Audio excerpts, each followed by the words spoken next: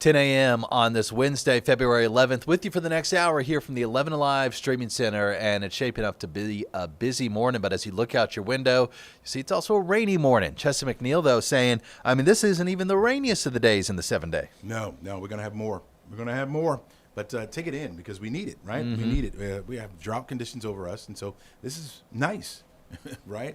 More of a nuisance probably for you driving around this morning. It should be out of the way by the time we get to the afternoon. I'm thinking after 1 or 2 o'clock, a lot of that rain will be gone. You see it's coming down moderately up to the north.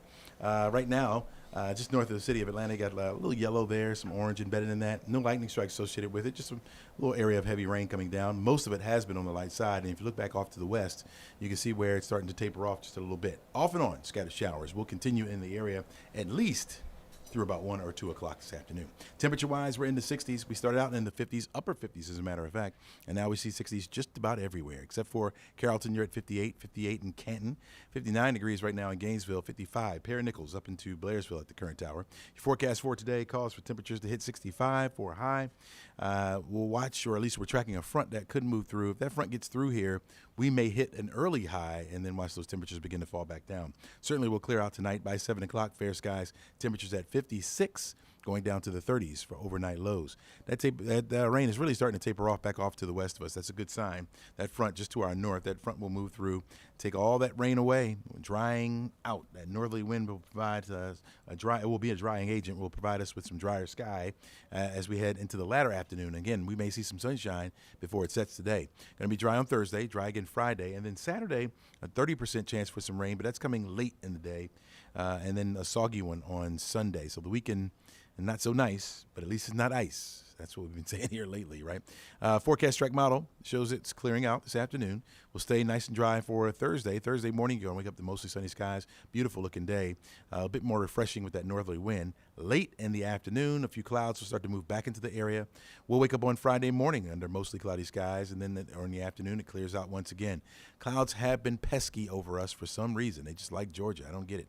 But we're looking at Saturday, mostly cloudy skies. That rain stays back off to the west of us. This is by 3 o'clock in the afternoon. Rain doesn't get in here until we get toward the evening, so after 9, 10 o'clock, and that will be with us on Sunday as well through the day, finally getting out of the way by the time we get to late Sunday. So after about 8, 9 o'clock on Sunday, then we'll start to dry it out once again. Sunday could feature a few thunderstorms. Right now it doesn't look severe, but if you got plans, then you need to dress and act accordingly. Temperatures remain in the 60s for the rest of the week, into the weekend, and next week going back close to 74 high.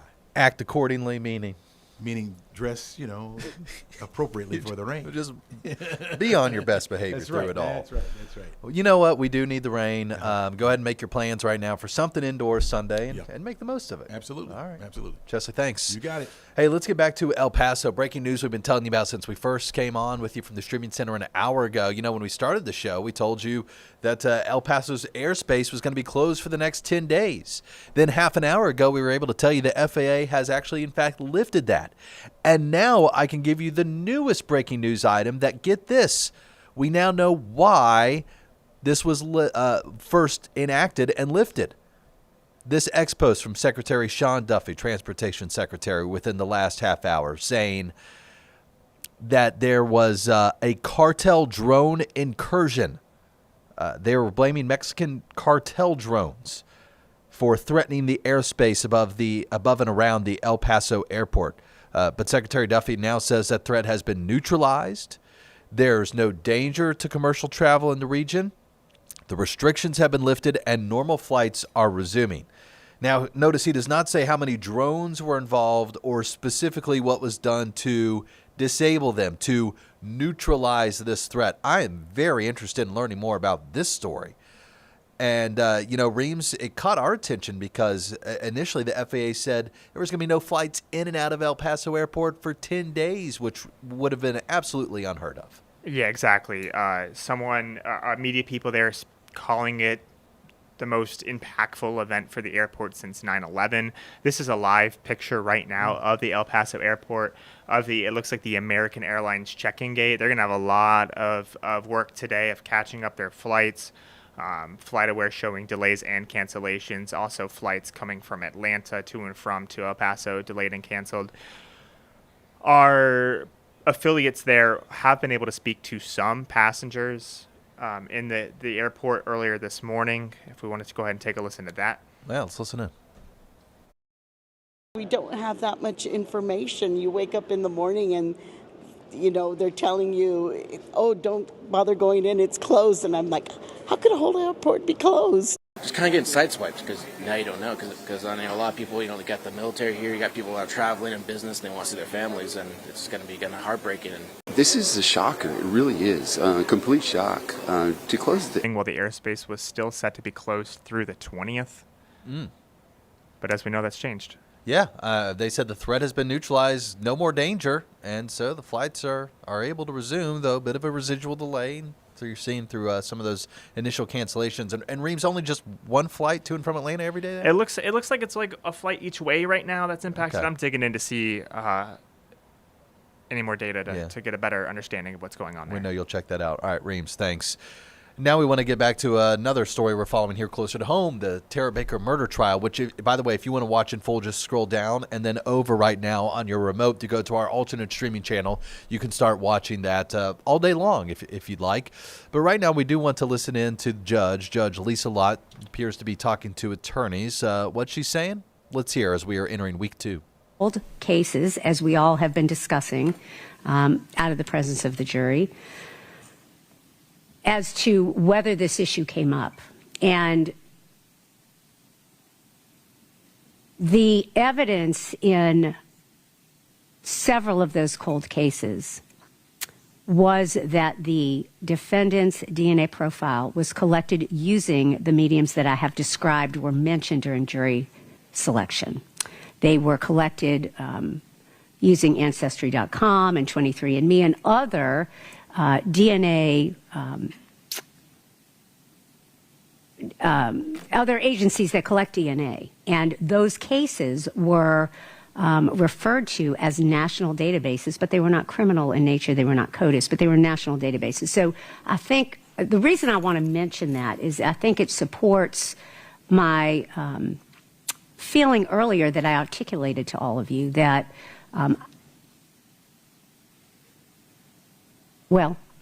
my sense of the evidence that I articulated to you all earlier, that there has been no mention that the general public understands that CODIS, in and of itself, is a government national database that deals only with people who are incarcerated. There are a lot of national databases, so to speak, that are in the public realm that I think it's fair to say the public can look at as all being the same. There's been no evidence in this trial to suggest that CODIS is only for defendants. So I just want to mention that. All right. So let's go back to tailoring the state's question. If the state seeks to elicit this information, it has to be as a national database, not a national government database. There will be no questioning, unless the defense decides to do it, as to what CODIS is, other than just articulating that it is a national database. I am making a finding under 403 that it doesn't violate 403. I mean, I certainly don't disagree that a lot of relevant evidence is prejudicial. I mean, that is the law. That is, there's an argument to be made that all evidence is prejudicial. The question is whether 403 is violated, and 403, of course, is relevant evidence may be excluded if its probative value is substantially outweighed by the danger of unfair prejudice, confusion of the issues, or misleading the jury, etc. And based on the law that the court is using, which is Scales versus the state, I'm making a finding that 403 is not violated. And so I'm going to allow you to ask that question with that instruction. Your Honor, if I could just preview for the court the question that I would ask to make sure that I'm in compliance with the court's order. Any time that we make reference to, and I can only think of 2 times really during the direct examination when this will come up. The first time would be when we're talking to Agent Howell about how it is that Mr. Faust entered as a suspect in the case. And then the second time would be, as I referenced earlier, during the playing of the interview asking him immediately before Mr. Foss made the statement, did you reference his DNA being in a national database of known DNA samples? And that's the same way that I would ask that question to Agent Howe as far as how Mr. Foss entered the investigation. I'll ask it in a leading manner to try to control it as much as possible. Your Honor, I would ask Agent Howe, did Mr. Foss come to y'all's attention as a suspect in the case based on the presence of his DNA in a national database of known DNA samples? All right. Well, before I say anything, Mr. Cruz, do you care to respond to Mr. Yellowman-Chili's proffer of how he's going to ask the questions? Can we just have the question at known DNA database? Because Mr. Howell is in the courtroom, so he knows exactly what the question is seeking. All right, you're listening in on the cold case murder trial of Tara Baker taking place right now in Athens, keeping an eye on some of the procedural discussions going on there between attorneys and the judge. On the top right-hand corner of your screen, we're also watching a DOJ oversight hearing. Pam Bondi is going to be speaking with the chairman there, and also all the other senators. Chairman Jim Jordan just gaveling that into session moments ago. It's expected to last several hours, so we'll keep an eye on that. And a lot of things expected to touch on, we understand, regarding Jeffrey Epstein. In fact, several Epstein survivors spoke leading up to that outside Capitol Hill. We brought you their comments live, and we're keeping an eye on that, as well as a partial government shutdown hearing and Appropriations Committee discussing what a shutdown would do right now. That going on as well. Busy day in Washington and here at home. We're back in just a few minutes. This is 11Alive Plus.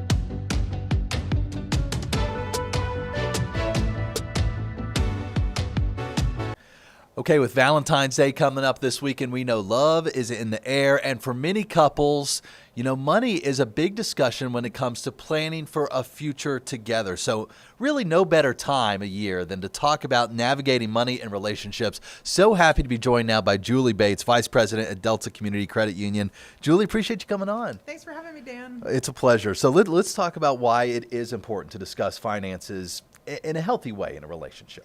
Absolutely. I think really beginning to have expectations set about money, what's important to us, is really a cornerstone of any healthy relationship. At what time should these conversations be coming up early on in a relationship? Well, I think when the check comes during the first date, money's going to come up. You're saying first date, you can start talking about it. Well, I mean, who initiated the date? Are you splitting the check? Is one person treating? I think that's really important to establish boundaries and expectations even as early as the first date. Well, that's a good point. And then it can graduate into bigger decisions. I mean, perhaps once you start sharing a living space, splitting the bills and whatnot. I mean, what about for married couples? This is the kind of thing that can continue for a lifetime, right? Right, absolutely. You know, when we talk about money, it can create a lot of feelings, right? How we grew up related to money, maybe our, prior relationships, and how, money really set the tone. So as we get married or we're building a life with someone, really understanding, what matters to us that money can support, and being really intentional with our money and our decisions can provide a lot of guidance as you build wealth and a life together. Julie, you say it can build feelings. It can also bring friction when not handled correctly. What issues do you see that tend to kind of build that tension in a relationship? I think we're attracted to our money opposite. So if we're a saver and we're really focused on tomorrow, we tend to be attracted to a spender who's focused on today. But that can be a really healthy balance if you think about it from that perspective, and kind of reframing the tension as you need both. You need someone focused on the needs of today and the needs of tomorrow. Well, that's a good point. I mean, we've always heard opposites attract. So you're saying couples don't have to be financially compatible to succeed. In fact, it might even be better off to have somebody who's saying YOLO while the other is saying, we got to worry about the 401k. Well, and I think, really compatibility comes down to honesty and conversations. We see a lot of financial infidelity in relationships. Some people are hiding excess savings. Some people are relying on the bank of mom and dad to supplement their lifestyle, and they're hiding that from their parent, their spouse. And we also see in relationships individuals overspend. So that compatibility and infidelity all is rooted in trust and setting clear expectations. Are there experts that can help couples navigate these conversations? I really would begin speaking with a certified financial planner professional. At Delta Community, we're really fortunate to have a team of CFP professionals that help families make really informed decisions with their financial resources so they can live, a well-intended life. Julie, it's all great advice. Is there anything I'm not asking that you think folks need to know out there? I think just getting started, having a monthly money date can be really beneficial. The third Saturday of every month, my husband and I sit down and we talk about what's important that money can support, and really just having open and honest conversations, not just when there's tension, but from a planning perspective too. And if you have that money date over coffee, just make sure you talk beforehand about who's picking up the tab. Julie Bates, thank you so much. Thank you. Hey, for more information when it comes to financial planning resources, check out the Money Move section on 11alive.com. It is sponsored by Delta Community Credit Union. And we're back in just a few minutes.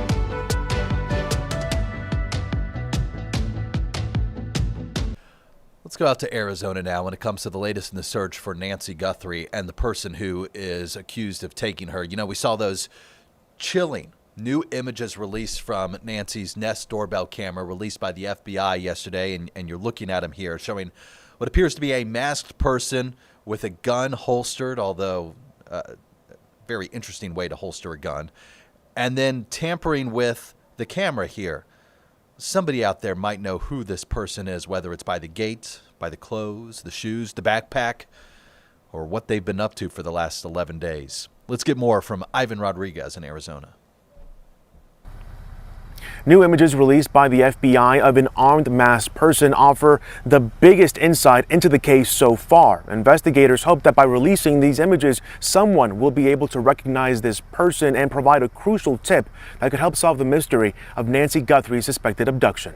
It's a very delicate process. Former FBI Director Andrew McCabe weighing in on news that authorities detained the person for questioning in connection with the disappearance of Today Show host Savannah Guthrie's mother, Nancy. So going to be very kind of low intensity rapport building. Eventually they're going to get to asking details. The individual was detained during a traffic stop an hour's drive south of Tucson. Authorities executed a search warrant at a home and also searched a car.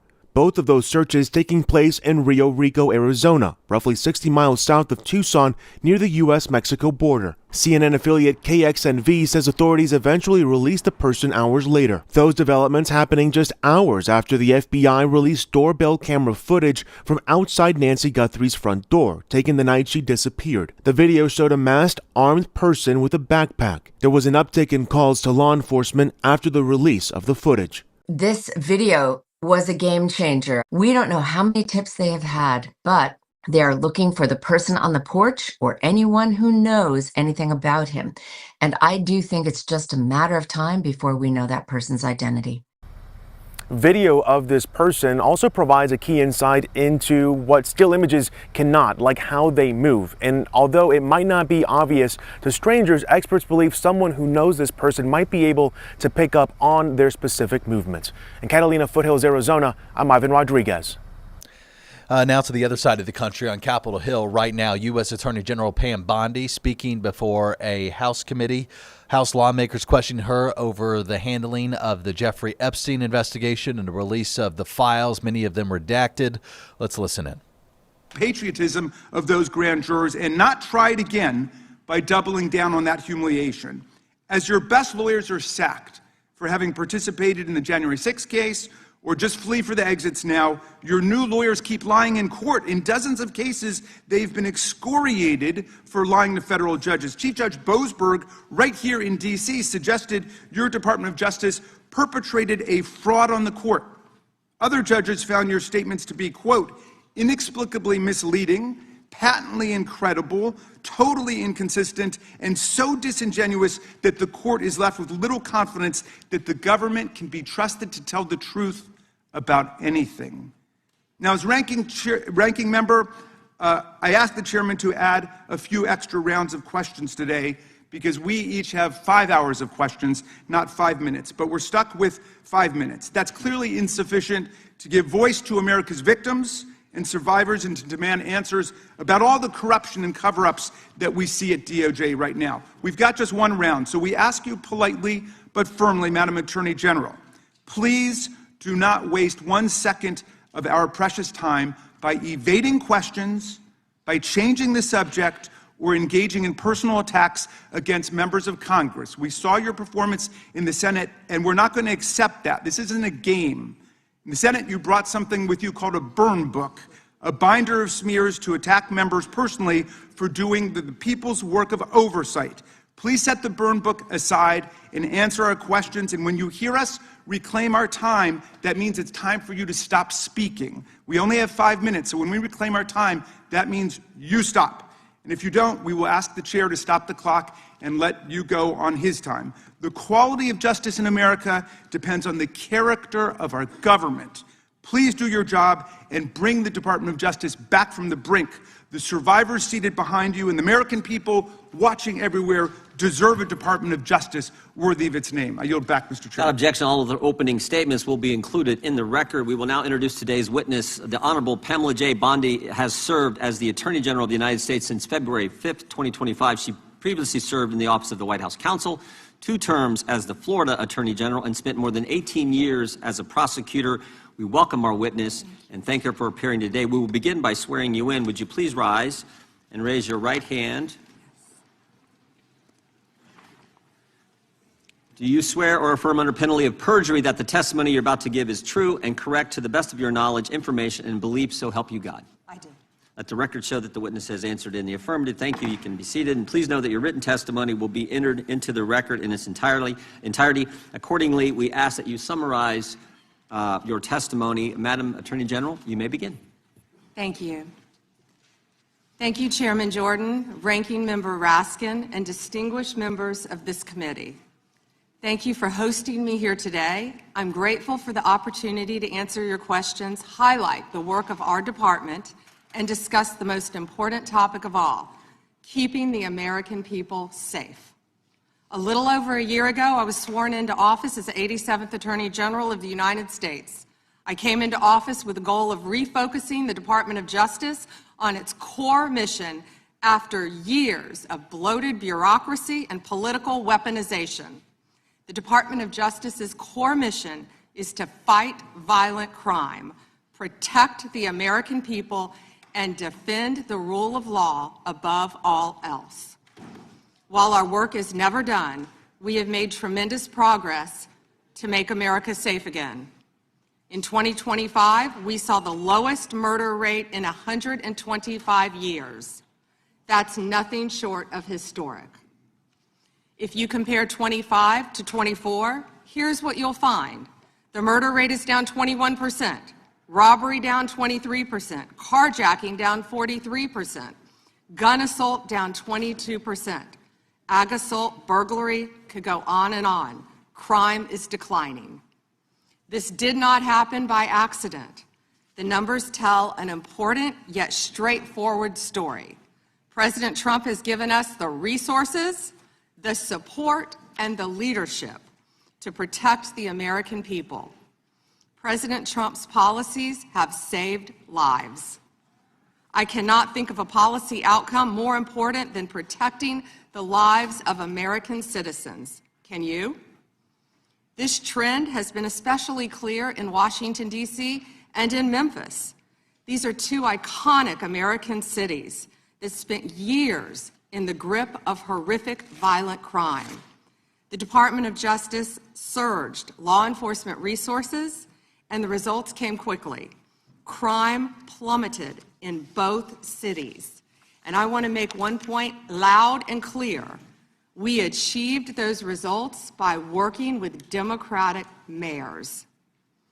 Public safety does not have a party registration. When your constituents call 911, they don't ask for political views of the responding officer. They ask for help.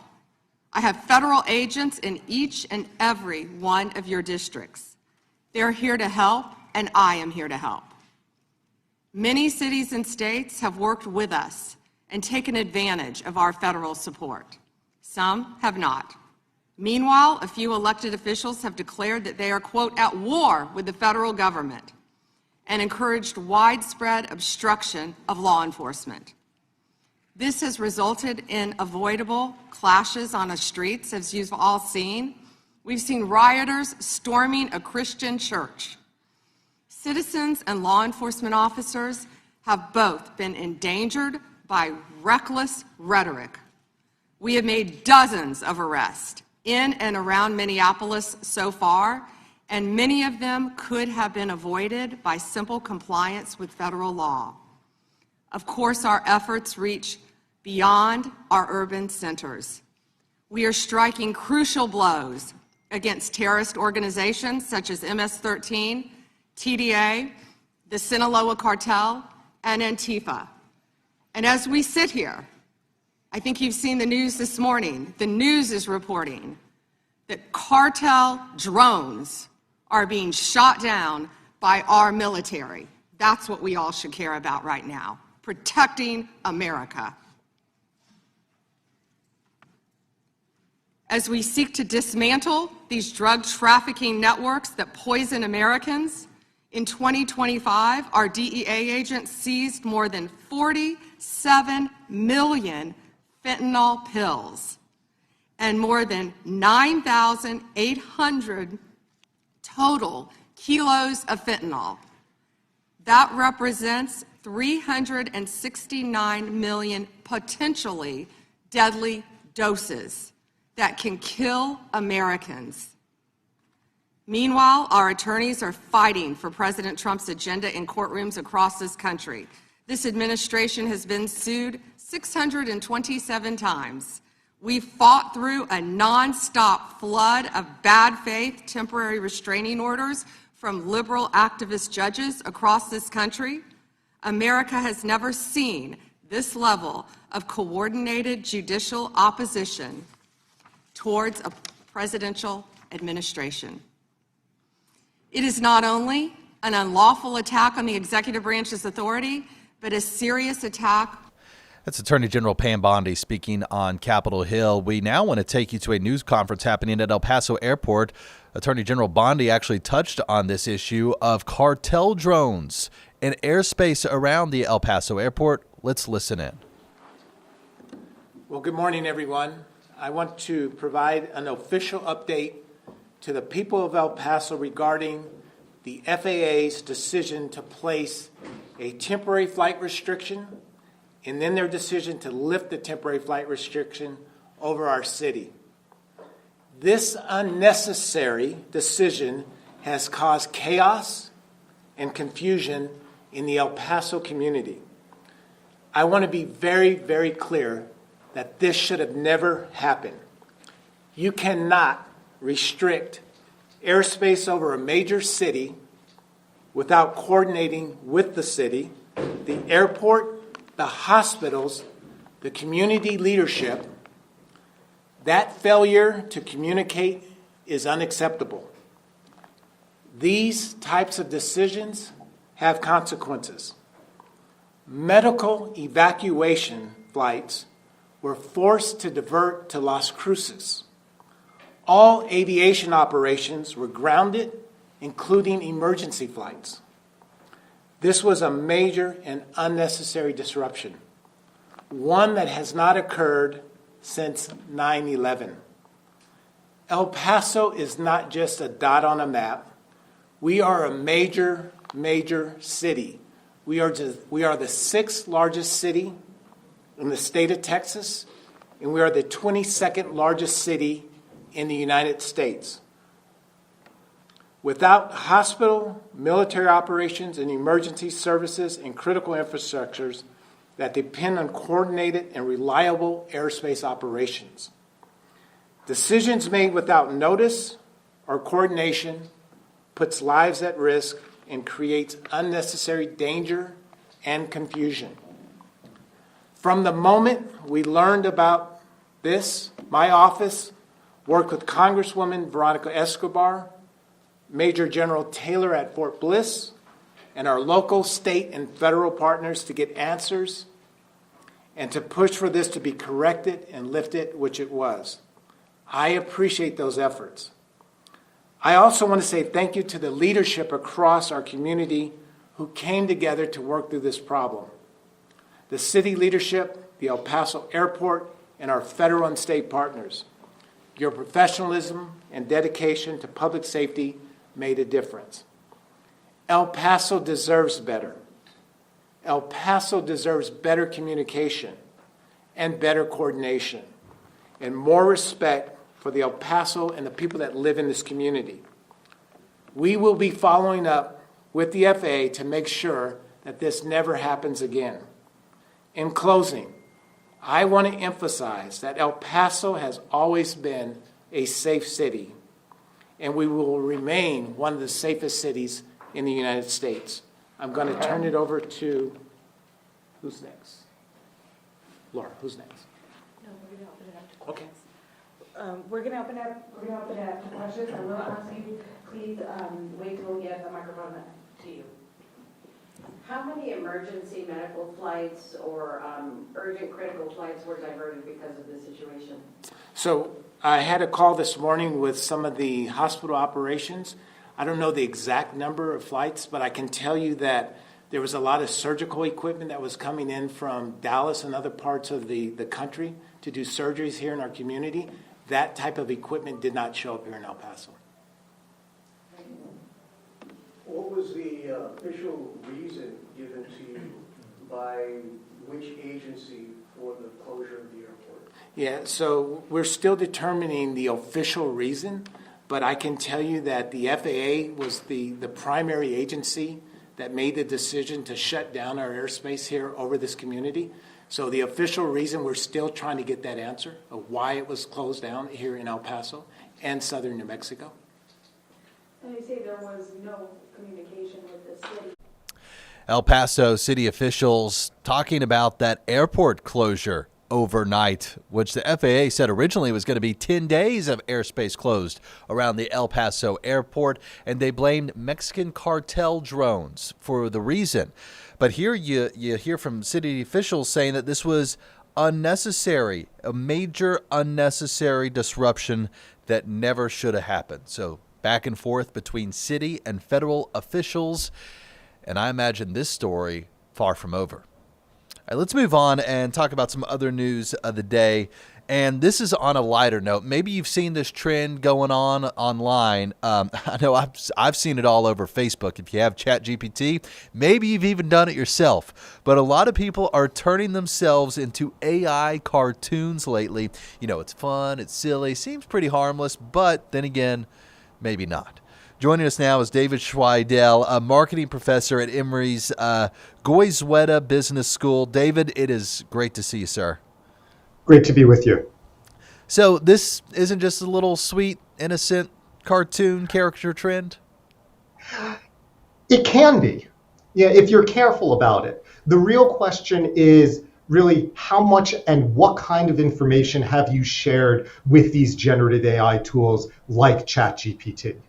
You know, if you've poured your heart and soul into it and it knows every detail about your life, some of which you might not want people to know, you might want to think twice before you post one of these caricatures online.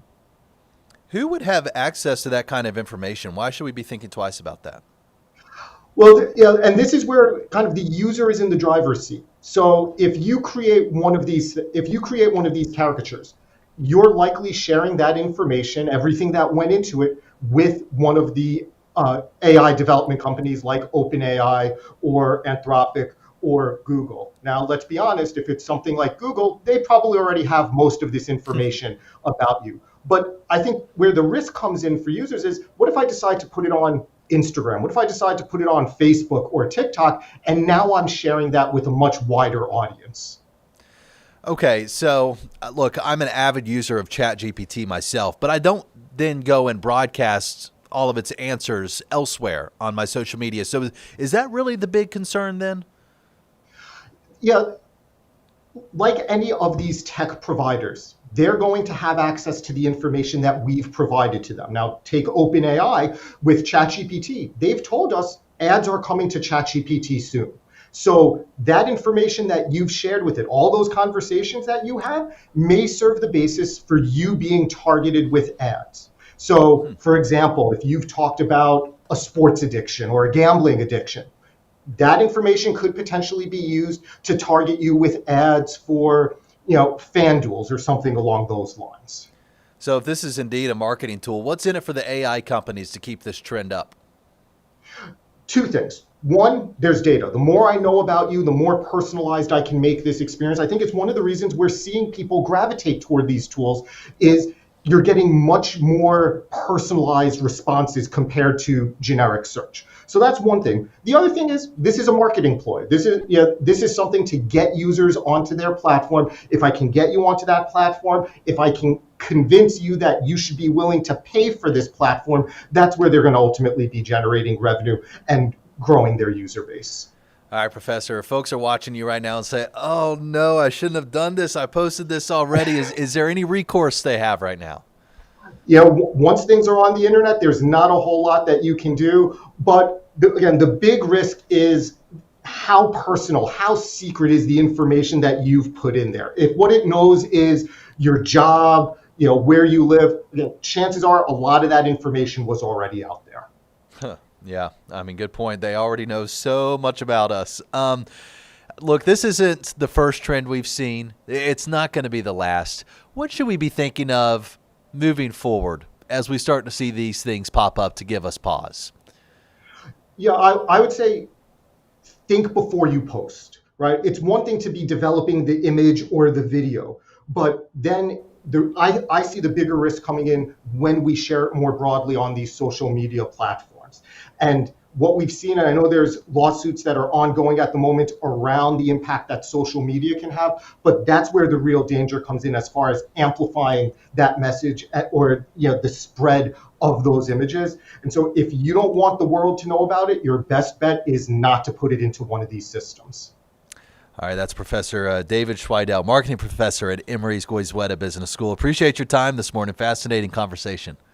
Thanks so much. Take care. All right, it's giving me something to think about next time we see these trends popping up. And we're back in just a few minutes. You're watching 11Alive Plus.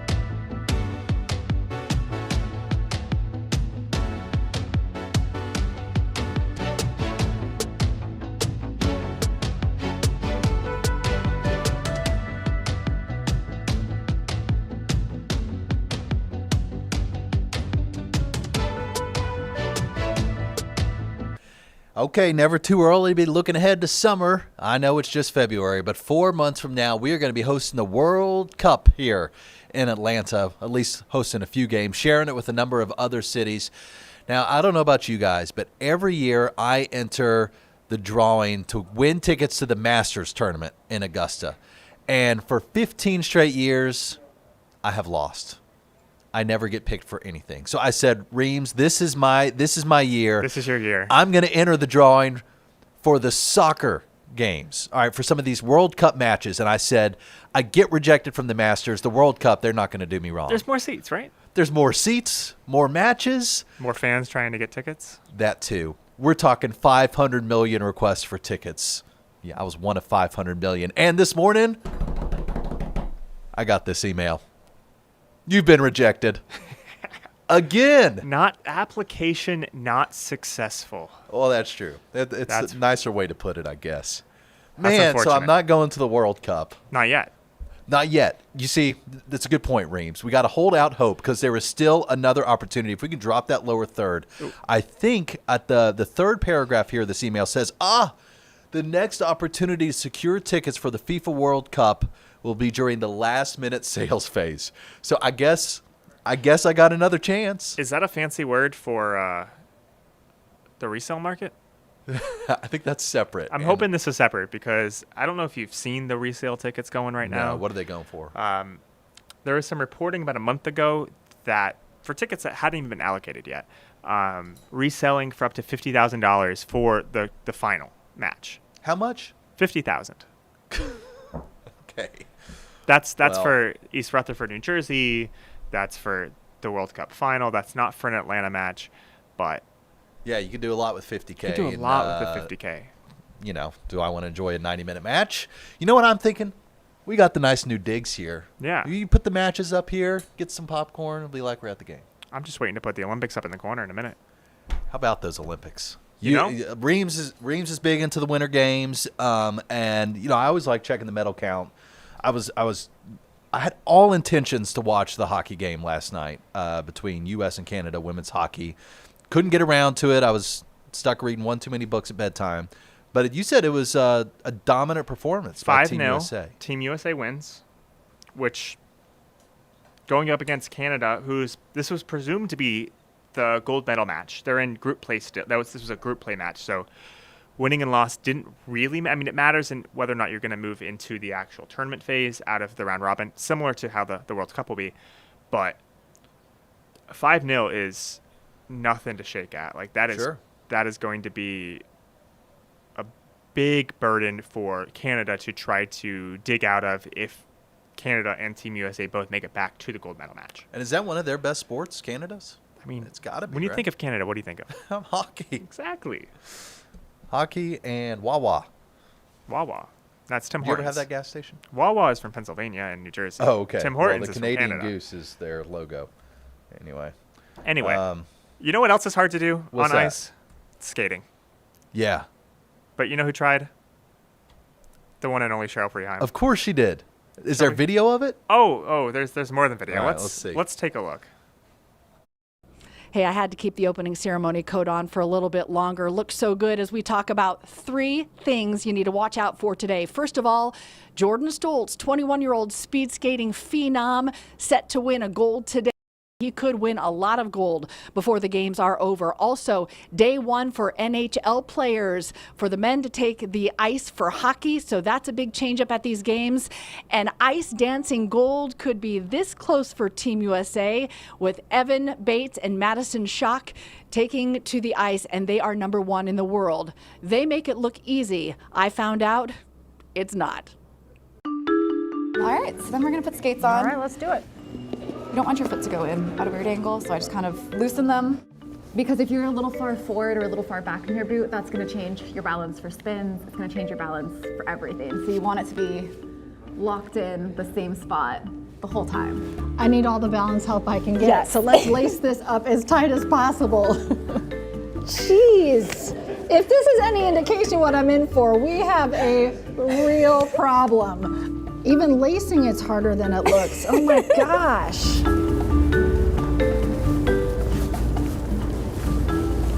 Laced up and I've already broken a sweat. You got gloves on? Ready? I'm following my coach. Coach King. I like the sound of that.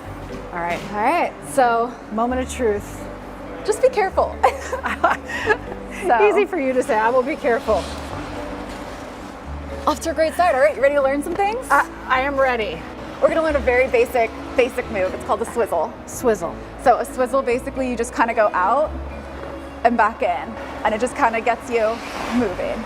So turn your feet out, bend them, and straighten them. Okay, There you go. So keep going. Yeah, we're good. So challenge number 2. So we're gonna hold hands. Okay. And we're gonna kind of do those half swizzle pumps in a circle. There you go. There you go. And just stay there. Oh, look at us! You're good. Okay, never and now let it just kind go. of straighten your legs. Okay. There you go. That's so We did a fun. spin. Ooh, careful. Okay, so I mean the last part I guess is if you want to learn how to bow. Yes, please. So you would just kind of step, and put the toe behind you. And then same as ballet, you just kind of do a little curtsy down. The bow is also hard like the lacing. And we you just come have up. a hard So it's just kind of a beginning. You step toe up, present to the sky, and then down. present to this guy. And even the curtsy is harder than it looks.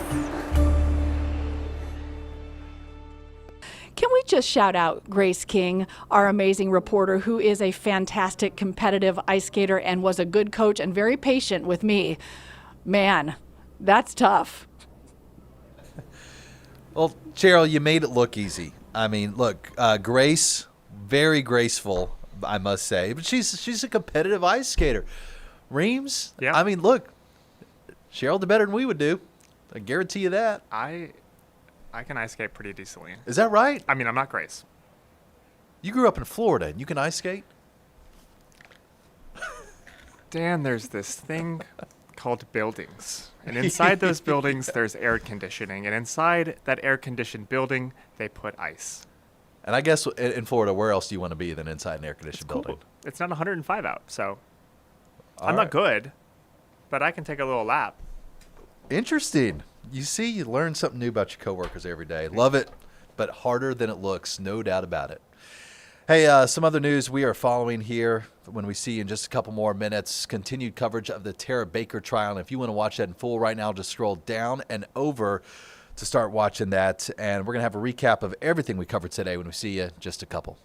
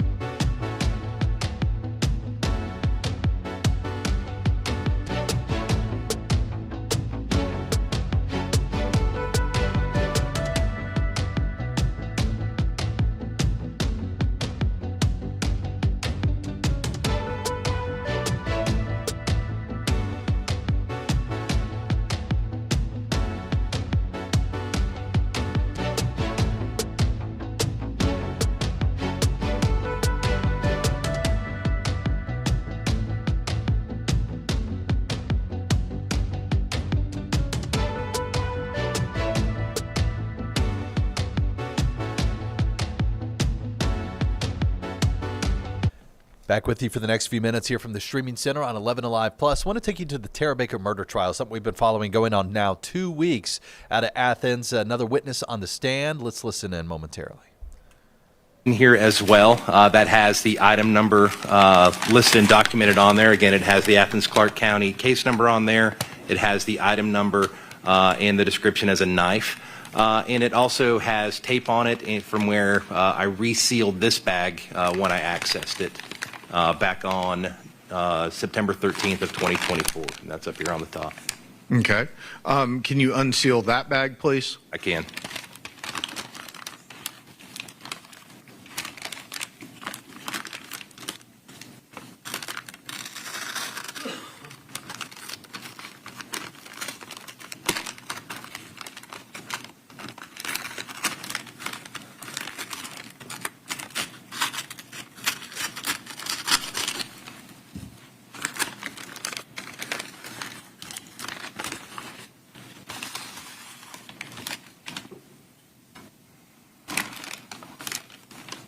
And I'll take my pocket knife back from you, Agent Howell. Thank you. Sir, inside of the bag that you unsealed, what is in it? There is a butcher knife that was located within that sealed paper bag. And, Your Honor, I'd just ask that Agent Howell be able to step down from the witness stand and just display that a little bit closer to the jury. You may.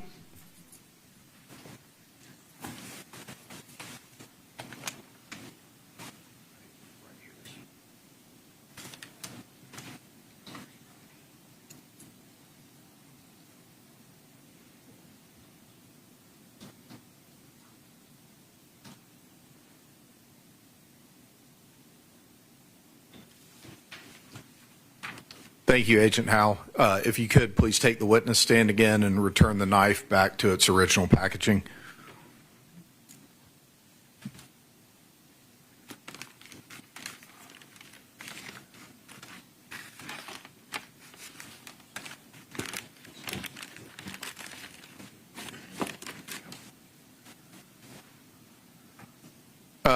Agent Howell, as y'all are reviewing the physical evidence in the case and reviewing the case file, is there ever any effort made, you mentioned modern techniques, to determine if there's evidence that it may be useful to resubmit or analyze that maybe wasn't analyzed or can be analyzed in new ways? Yes. As we document, inventory, and assess the evidence that is in the possession of the Athens-Clarke County Police Department in this case, we also discuss if there's anything more that we can do with these items of evidence. And we recognized a few items within that inventory that we believed we could do some additional investigative submissions for testing at our GBI DOFS center. Okay. And do you know whether or not that was done in this case? Yes, it was with multiple items. Okay. And you said multiple items, those were submitted for retesting? Yes. Okay. Eventually, when Mr. Edric Faust entered this case as a suspect in the murder of Tara Baker, was it due to result from a national database of DNA? Yes.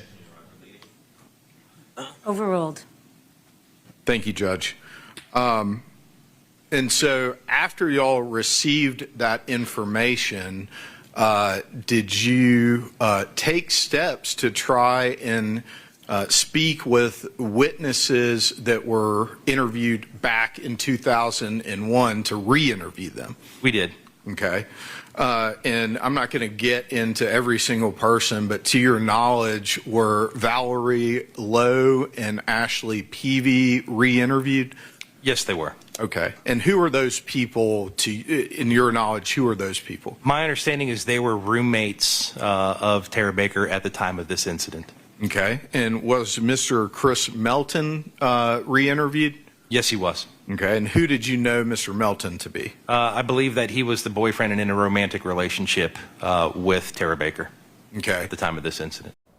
You are listening live in testimony in the Tara Baker cold case murder trial, a violent murder back from 2001. You just saw this witness showing the butcher knife that was found in a sealed paper bag. We know the victim, Tara Baker, was stabbed, strangled, beaten, sexually assaulted, and her house set on fire. And now Edric Faust is standing on trial for her murder, facing a number of felony charges. Keeping an eye on that trial. In fact, you can stream it for yourself live if you'd like to continue watching that testimony by staying here on 11Alive Plus, scrolling down, and then over to go to our alternate streaming channel. For everybody else, just stick around, because in less than a minute, 11Alive Midday is going to be starting, and